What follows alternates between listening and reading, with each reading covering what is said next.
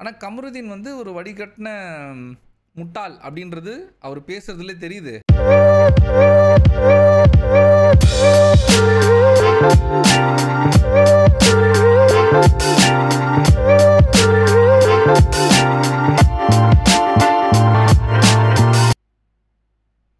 Hi, hello, வணக்கம். எல்லோரும் நல்லா இருக்கீங்கன்னு நம்புகிறேன். லாஸ்ட் 2 டேஸாக என்னால் வந்து ரிவ்யூ போட முடியல. கொஞ்சம் நிறைய இங்கே பாம் த்ரெட்லாம் வந்துருச்சு டிசிஎஸில். எங்கள் ஒய்ஃபோட ஒர்க் பிளேஸ்லலாம் கொஞ்சம் நிறைய இஷ்யூஸ் ஆகிடுச்சு. ஸோ நான் பார்த்தேன் முடிஞ்ச அளவுக்கு ஃபுட்டேஜெல்லாம் திருப்பி ரிவ்யூ பண்ணேன். ரிவ்யூனா பார்த்து எல்லாத்தையும் ரிகலெக்ட் பண்ணேன். பட் அதனால் ரிவ்யூ போட முடியல. ஸோ மன்னிச்சிருங்க. இன்னைக்கு வீக்கெண்ட் எபிசோடை பார்த்துட்டு பார்த்த கையோட ரிவ்யூ போட்டுடலாம் அப்படின்றதுக்காக தான் வந்தேன்.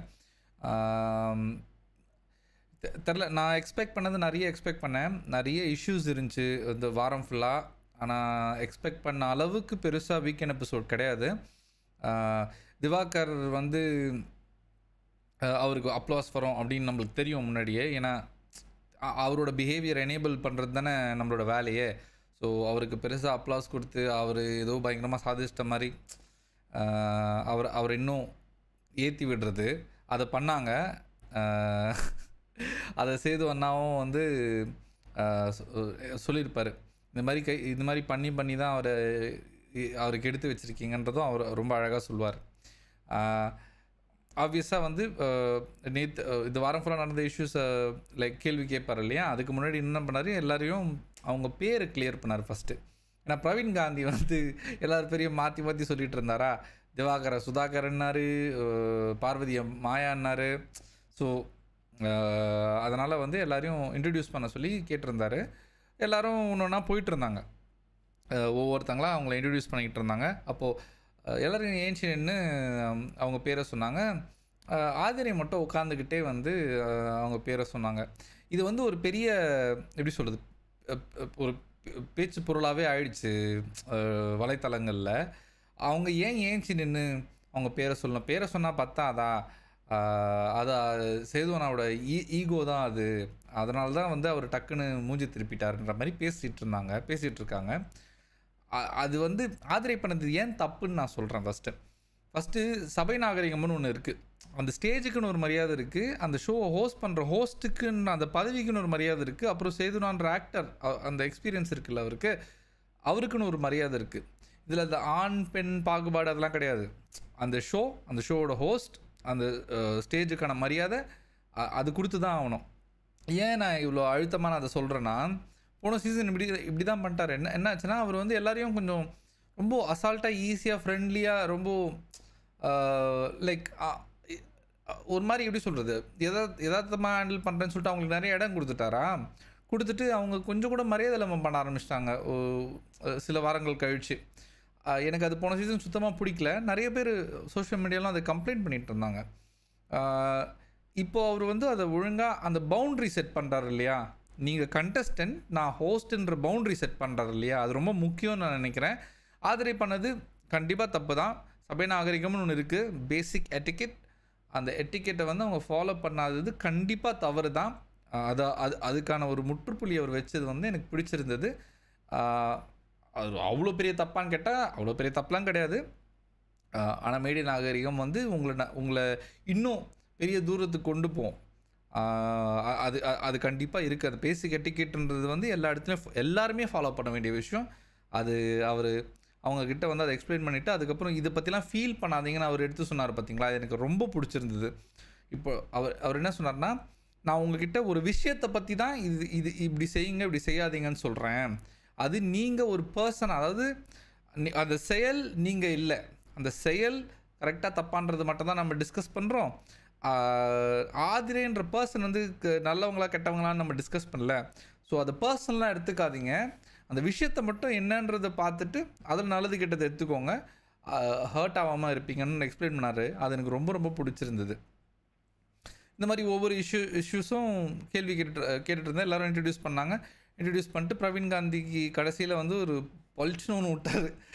பிரவீன் காந்தி வந்து கேட்ட கேள்விக்கு பதில் சொல்லாமல் வழவழா குழக்குழான்னு பேசிகிட்டு இருந்தார் அந்த பேர் இஷ்யூவில். அப்போது இவர் உடனே வந்து கேட்ட கேள்விக்கு மட்டும் பதில் சொல்லுங்கள், இப்போ உட்காருங்கன்னு சொல்லிட்டு மொக்க பண்ணிட்டார். அதுக்கப்புறம் திருப்பி பிரவீன் காந்திக்கு இன்னொரு டோஸ் வந்துச்சு. என்னென்னா ஆனால் பொண்ணுங்களை ஒரு மாதிரி அவருக்கு கொஞ்சம் ரிக்ரெசிவ் பிஹேவியர் இருக்குது, கொஞ்சம் இல்லை நிறையவே இருக்குது பிரவீன் காந்திக்கு.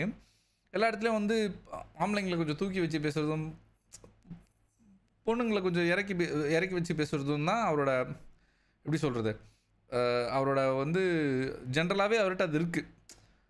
அதை வந்து அவர் கரெக்ட் வேறு நம்புகிறாரு, அதை எடுத்து சொல்ல ட்ரை பண்ணுறாரு, இப்படிலாம் பண்ணக்கூடாதுன்ட்டு திருப்பி அதே பண்ணுறாரு. அது எப்படி பண்ணுறாருனா, சார் பசங்க வந்து ஸ்ட்ரென்த்தாக இருப்பாங்க அதனால் போய் பண்ண சொல்லி சொன்னோம், இப்போ அதை பண்ணாமல் விட்டுருந்தா இத்தனை பசங்க இருக்கும்போது பொம்பளைங்களை வேலை வாங்குறீங்க அப்படின்னு சொல்லிட்டு அதுக்கும் ஒரு பேச்சு வரும்னு சொல்லிட்டு அதை சொல்ல வந்தார் பிரவீன் காந்தி.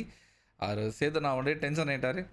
இதை தான் சொல்ல வரேன், இதெல்லாம் பேசக்கூடாது, அது தவறுன்னு சொல்லிட்டு அழுத்தமாக சொன்னது எனக்கு பிடிச்சிருந்தது. இன்னும் கொஞ்சம் பலமாக சொல்லியிருக்கலாம், பட் எனிவேஸ் அவர் எலிமினேட் ஆகிட்டாருன்ற தகவல் வந்துச்சு. ஸோ இது போதும்னு நினைக்கிறேன். இன்னும் அடிச்சிருக்கலாம், பட் இட்ஸ் ஃபைன், இதோட முடிச்சுக்கலாம். அவரை பற்றி பெருசாக இன்னும் எப்படி சொல்கிறது பேசுகிறதுக்கு ஒன்றுமே இல்லை. ஏன்னா வாரம் ஃபுல்லாக வேஸ்ட் தான் பண்ணிகிட்டு இருந்தார். அவர் கதையும் பெருசாக சுவாரஸ்யமாக இல்லை. அவர் சொன்னது கடந்து வந்த பாதை, அதை பற்றி இந்த எபிசோடில் பேசக்கூட இல்லை. மேபி நெக்ஸ்ட் நாளைக்கு பேசுவாங்கன்னு நினைக்கிறேன். அப்புறம் எஃப்ஜே ஒரு டோஸ் விட்டாங்க, இந்த வெட்டிடுவேன் குத்திடுவேன் அந்த விஷயத்துக்கு. அது எப்படி கொண்டு வந்தாங்கன்னா, இந்த ஆக்ஷன் கட் ஆக்ஷன் சொல்லிட்டு ஒரு அந்த அந்த அந்த போர்டு இருக்கும்ல, அதை வச்சுட்டு யார் இந்த வீட்டில் நடிக்கிறாங்க அப்படின்றத வந்து சொல்லுங்கள், எந்த ஒரு இன்சிடெண்ட்டோடு சொல்லுங்கன்னு சொல்லும்போது எல்லோரும் ஒரு இன்சிடெண்ட்டை சொல்லிகிட்டு இருந்தாங்க. சொல்லும்போது திவாகர் வந்து டைம் பார்த்து என்ன பண்ணிட்டாரு, எல்லாரையும் குறை சொல்லிட்டார். குறை இல்லை, உண்மையை சொல்லிட்டார். எஃப்ஜேயை பற்றி சொன்னார், கமருதீன் பற்றி சொன்னார், அப்புறம் பிரவீன் ராஜை பற்றி சொன்னார். என்னெல்லாம் அவங்க பண்ணாங்களோ, அவரை புள்ளி பண்ணுற மாதிரி என்னெல்லாம் பண்ணாங்களோ, எஃப்ஜே வந்து வெட்டிடுவேன்னு சொன்னது, அப்புறம் பிரவீன் ராஜ் வந்து அவரை ரொம்ப கேலி பண்ணது, அப்புறம் தரைக்குறவாக பேசினது. அப்புறம் கமருதீன் தான் இருக்கிறதுலே அதிகமாக பண்ணார். ஃபிசிக்கல் ஹராஸ்மெண்ட் பிடிச்சி தள்ளிட்டார். அப்புறம் அவரை வந்து பைத்தியக்காரா மென்டல்லாம் சொன்னார், நிறைய பண்ணிட்டார் அவர். இவருக்கு எல்லோ கார்டோ ரெட் கார்டோ கொடுப்பாங்க அப்படின்னு நான் நினச்சேன். கமருதீனுக்கும் அப்புறம் பேர் என்ன எஃப்ஜேக்கும் கொடுப்பாங்கன்னு நினச்சேன், பட் பண்ணலை. மேபி நாளைக்கு இன்னும் விலாவரியாக பேசுவாங்கன்னு நினைக்கிறேன், தெரில பண்ணுவாங்களே தெரில. ரொம்ப ஷார்ட்டாக எல்லாருக்கும் வந்து வார்னிங் கொடுத்த மாதிரி சும்மா செல்லமாக தட்டின மாதிரி தான் இருந்துச்சு, ரொம்ப ஹெவியாலாம் இல்லை. ஆனால் கமருதீன் வந்து ஒரு வடிகட்டின முட்டாள் அப்படின்றது அவர் பேசுகிறதுலே தெரியுது. ஏன்னா கேட்குற கேள்விக்கும் சொல்கிற பதிலுக்கும் சம்மந்தமே இருக்க மாட்டேங்குது. எதோ சொல்கிறாரு, அதை வந்து கரெக்டுன்னு வேறு அவரை நினச்சிக்கிறாரு, வாக்குவாதம் வேறு பண்ணுறாரு, அவரே டிஃபெண்ட் பண்ணவும் ட்ரை பண்ணுறாரு. இதில் எல்லோரையும் கூட்டும் சேர்த்துக்கிறாரு. அதில் யாரும் ரெடியாக இல்லைன்னு வச்சுக்கோங்களேன் கமருதீனுக்கு சப்போர்ட் பண்ண, பட் சொல்கிறேன் கூட்டம் சேர்த்துக்கிறாரு.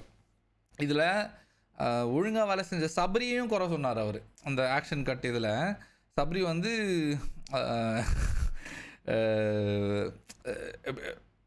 எப்படி சொல்கிறது, லைக் என்ன சொல்லிட்டாருன்னா, சபரி வந்து ட்ராமா, அதாவது ஸ்கோர் பண்ணாதான் இதெல்லாம் பண்ண மாதிரி அப்படி சொல்லிட்டாரு. எனக்கு அது சுத்தமாக பிடிக்கல. ஏன்னா சபரி நிறைய வேலை செஞ்சார், அதை வந்து இவர் எப்படி குறை சொன்னது வந்து எனக்கு சுத்தமாக பிடிக்கல. இப்படி எல்லாருமே வந்து மாற்றி மாற்றி அந்த ஆக்ஷன் கட்டில் வந்து எதெல்லாம் நடிக்கிற சீக்வன்சஸ்ன்னு சொல்லி எக்ஸ்பிளைன் பண்ணிகிட்டு இருக்கும்போது கனி வந்தாங்க. கனி வந்து இவங்களை பற்றி சொன்னாங்க, பார்வதியை பற்றி சொன்ன உடனே அந்த அளவுக்கு சத்தம். எந்த இன்சிடெண்ட்டை சொன்னாங்கன்னா, அந்த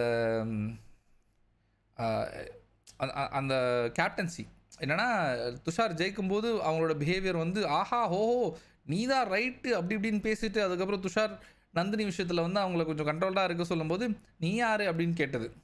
அது இன்சிடெண்ட்டை பக்காவாக எக்ஸ்பிளைன் பண்ணி துவம்சம் பண்ணிட்டாங்க. ஆடியன்ஸ்லாம் சரியான கிளாப்ஸ் அதுக்கு. அப்படியே வரிசையாக ஒவ்வொன்றா ஆதிரி வந்து ஒரு இன்சிடென்ட் சொல்கிறாங்க, அப்புறம் சுபிக்ஷா வந்து ஒரு இன்சிடென்ட் சொல்கிறாங்க, அதுக்கப்புறம் ஒரு 6-7 பேர் வரிசையாக வந்து குறையாக சொல்கிறாங்க. ஆடியன்ஸ் வேறு கை தட்டிக்கினே இருக்காங்க. இதில் வந்து என்ன ஆயிடுச்சுன்னா, பார்வதிக்கு ஆப்வியஸாக வந்து திருப்பி மக்கள் அவங்கள வந்து ரொம்ப லைக் நெகட்டிவாக நினச்சிக்கிட்டாங்க. இப்படி தான் எப்பவுமே அவங்களுக்கு ஆகுதுன்னு. அப்போ கூட அவங்களுக்கு அந்த அக்செப்டன்ஸ் இல்லை, அவங்க தப்பு பண்ணியிருப்பாங்களோ அப்படின்ற கேள்வியே அவங்களுக்கு எழலை. அவங்க கரெக்டாக தான் பண்ணியிருக்காங்கன்னு அவங்க நம்புகிறாங்க. அதை எனேபிள் பண்ணுறாரு யார், திவாகர். அதாவது திவாகரை எப்படி இவங்க எனேபிள் பண்ணுறாங்களோ அதே மாதிரி இவங்க திவாகர் வந்து இவங்கள எனேபிள் பண்ணுறாங்க. ஸோ ஓரளவுக்கு பார்வதியை வந்து நடுவில் ஒரு மேனரிசம் வர பண்ணியிருப்பாங்க. பார்வதி ரொம்ப டிஸ்ரெஸ்பெக்ட்ஃபுல்லாக இருக்கும். எஃப்ஜே அவரோட தரப்பை எக்ஸ்பிளைன் பண்ணிட்டு இருக்கும்போது இவங்க ஆடிட்டு ஒரு மாதிரி லைக் அந்த ஒரு நெக்கடா எனக்கு என்ன கவலைன்ற மாதிரி ஒரு பாடி லாங்குவேஜ் இருக்கும்ல, அது பண்ண ட்ரை பண்ணாங்க. அது அவர் பிடிக்கல. சேதுவனாக்கு டக்குன்னு பிடிச்சி முறுக்கிட்டார். இப்படிலாம் பண்ணக்கூடாது, வேணுன்ற உங்களுக்கு வந்து வெளியில் என்ன பேசப்படுதோ அதை தான் உள்ளேயும் சொல்கிறாங்க. அதை வந்து நீங்கள் எடுத்துக்கோங்க, மனசில் எடுத்துகிட்டு அது இது பண்ணுங்கள், அது வெளியோட்டமாக காட்டாதீங்கன்ற மாதிரி லைக் அழகாக சொன்னார்.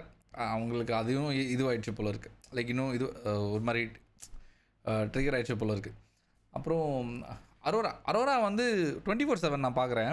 24/7 அரோரா சூப்பராக பண்ணுறாங்க. சரியா, நான் எந்த இடத்துலாம் பேசணுமோ ரொம்ப ரொம்ப தெளிவாக பேசுகிறாங்க. எங்கெல்லாம் ஒழுங்காக லைக் பாயிண்ட்டாக எடுத்து வைக்கணுமோ அங்கெல்லாம் அவ்வளோ அழகாக பாயிண்ட்டாக எடுத்து வச்சு பேசுகிறாங்க. கமருதீன் அவர் ஃப்ரெண்டாக இருந்தால் கூட, அவங்களோட ஃப்ரெண்டாக இருந்தால் கூட அவர் தப்பு பண்ணும்போது இது தப்புன்னு சொல்லி தெளிவாக எடுத்து சொல்கிறாங்க. இந்த மாதிரி நிறைய இருக்குது 24/7. மேபி அந்த ஃபுட்டேஜ்லாம் 1 hour எபிசோடில் வந்து காட்டளவுக்கு சுவாரஸ்யமாக இல்லைன்னு நினைக்கிறேன். எல்லாம் வந்து மக்கள் வந்து இந்த அடிதடி சண்டை தேவையில்லாத கத்துறது அந்த மாதிரி விஷயங்கள் தான் விரும்புகிறாங்கன்னு நினைக்கிறேன். ஸோ 1 hour கட்டில் அது வரல. ஆனால் சேதுவண்ணா வந்து அந்த 1 hour கட் பேஸ் பண்ணி தான் கேள்வி கேட்ட மாதிரி இருந்துச்சு. அதோட எப்போ எல்லாத்துலேயும் பங்கெடுத்துக்குவீங்கன்ற மாதிரி கேட்டது வந்து எனக்கு ரொம்ப ஆச்சரியமாக இருந்துச்சு. ஏன்னா 24/7 இந்த வீக்கு ஃபுல்லாக கண்டென்ட்டுன்னு எடுத்து பார்த்தீங்கன்னா, சென்சிபிள் கண்டென்ட்னு எடுத்து பார்த்தீங்கன்னா அது ஆதிரை கிட்டேருந்தும் அரோரா கிட்டேருந்தும் சபரி கிட்டேருந்து தான் வந்திருக்கும். ஆனால் தெரில, அவங்களுக்கு வந்து இந்த 3 பேருக்கும் அந்தளவுக்கு ஷைன் கிடைக்கல. இந்த சும்மா கயாமுயான்னு கத்திக்கிட்டு தேவையில்லாத ட்ராமா க்ரியேட் பண்ணிக்கிட்டு மற்றவங்கள வந்து தரைகுறவாக பேசிக்கிட்டு அந்த மாதிரி ஆட்களுக்கு தான் கவரேஜ் கிடச்சிது. ஸோ ஐ மீன் எக்ஸ்பெக்டட் அப்படின்னு சொல்லவும் முடியல. டிஸப்பாயிண்டடாக லைக் இல்லாமல் டிஸப்பாயிண்டடாக இருக்குன்றதை மறைக்கவும் முடியல. ஸோ அதையும் சொல்லணும்னு நினச்சேன், சொல்லிட்டேன். நாளைக்கு என்ன நடக்க போகுதுன்னு தெரில. இன்றைக்கி எபிசோடு வந்து எக்ஸ்பெக்ட் பண்ணதை விட ரொம்ப ரொம்ப கம்மியாக தான் இருந்துச்சு. ஐ மீன் ஆப்வியஸ்லி ஷோ டைரக்ட் பண்ணுறவங்க வந்து இப்படி தான் எடுத்துகிட்டு போகணுன்னு எடுத்துகிட்டு போகிறாங்க. ஸோ பெருசாக ஒன்றும் சொல்கிறதுக்கு இல்லை. உங்களுக்கு நான் இதை வந்து நான் சொன்ன கருத்துக்கள் ஏதாவது மாற்று கருத்துக்கள் ஏதாவது இருந்துச்சுன்னா, இல்லை ஒன்றிச்சிருந்தா, இல்லை நான் சொன்னதில் வந்து ஏதாவது நான் தவறாக புரிஞ்சுக்கிட்டேன்னு நீங்கள் நினச்சிங்கன்னா அது வந்து எல்லோரும் கமெண்ட்ஸில் சொல்லுங்கள், நம்ம பார்த்து செஞ்சுக்கலாம். அப்புறம் ஏதாவது கண்டஸ்டன்ட் பற்றி ஸ்பெசிஃபிக்காக கவர் பண்ணணுன்னா அதுவும் சொல்லுங்கள். ஏன்னா சீரியஸாக இப்போல்லாம் டைம் கிடைக்கிறது இல்லை. அதனால் நீங்கள் என்ன சொல்கிறீங்களோ அதுக்கேற்ற மாதிரி தான் நான் கண்டென்ட் போட போகிறேன். இந்த கண்டென்ட்டும் எதுக்குன்னா எனக்கு இது ஒரு ஹாபி, எனக்கு ரொம்ப பிடிச்சிருக்கு இது பண்ணுறதுக்கு, அதனால தான் பண்ணுறேன். ஸோ உங்களுக்கு பிடிச்சிருந்தா லைக் பண்ணுங்கள், ஷேர் பண்ணுங்கள், சப்ஸ்கிரைப் பண்ணுங்கள், கமெண்ட் பண்ணுங்கள். நான் உங்களை அடுத்த வீடியோவில் சந்திக்கிறேன். அது வரைக்கும் பாய்.